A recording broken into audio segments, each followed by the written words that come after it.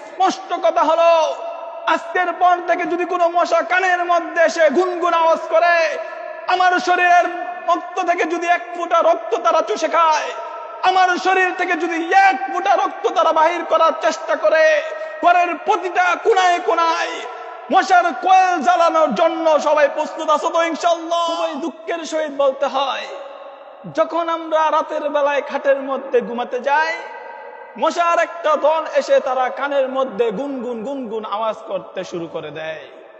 এই মশার গুনগুন জ্বালায় অনেক মানুষ আছে তারা ঘুমাতে পারে না। এই মশার গুনগুন জ্বালায় আমাদের আরামের ঘুমটাকে তারা হারাম করে দেয়।